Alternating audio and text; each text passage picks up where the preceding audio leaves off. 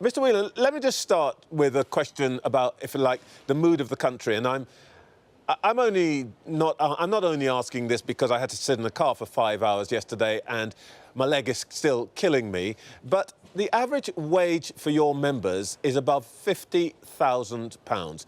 Do you really expect people to sympathise? Well, strangely enough, we didn't privatise the industry. Strangely enough, the people that we actually work for aren't the government.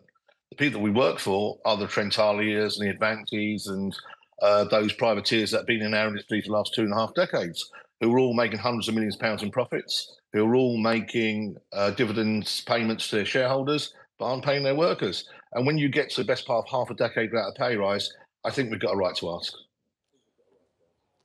Oh, so this strike is not really entirely about the money. It is also about the structure of the rail industry. Well, yes, I mean, we've frightening changing world in a post-pandemic world, but let's put this into context. I don't have a problem in Scotland. I don't have a problem in Wales. I don't have a problem in Freight. I don't have a problem in Eurostar, Elizabeth Line, Open Access. We've done 14 pay deals in the last 12 months. I have a Westminster problem where the employers have signed a rather corrupt deal with the government not to give us a pay rise. When you say corrupt, that's quite a big charge. What is corrupt about the deal? Well, what we have is actually all these companies, we've got free collective bargaining. We've got bargaining arrangements that are vastly different than all these companies that we've legally agreed with them. And the companies quite happily signed away those arrangements without any discussion to us to keep their snouts in the trough. And now we've got companies who bear no revenue risk, have no penalties for not running trains or cancelled trains, who are making more money than they ever made before, but at the behest of the government, not paying the train drivers. Steady. I think we just need to get clear about this. These are companies that are operating perfectly legally.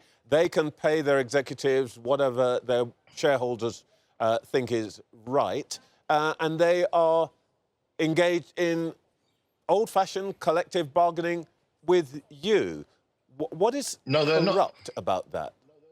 No, they're not. We'd be bargaining in each and every company separately because of the privatised nature and fractionalised nature of our industry.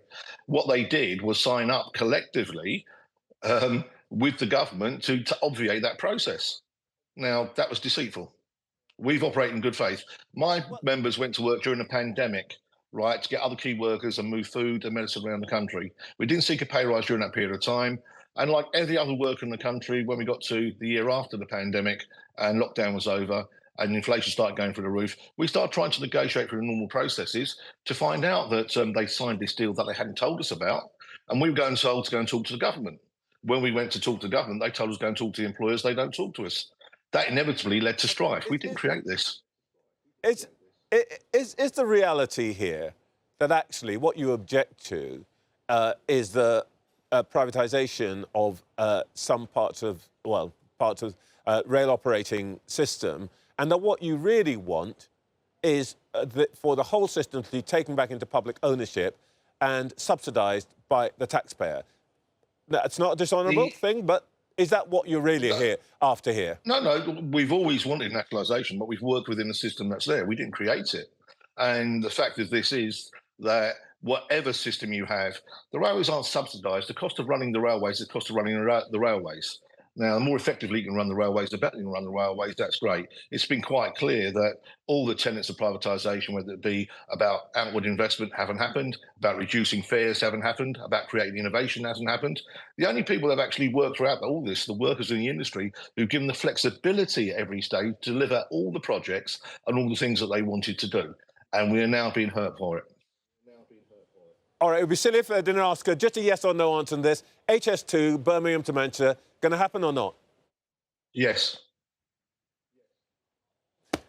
You heard it here from Mick Whelan. Thank you very much indeed, Mr. Whelan.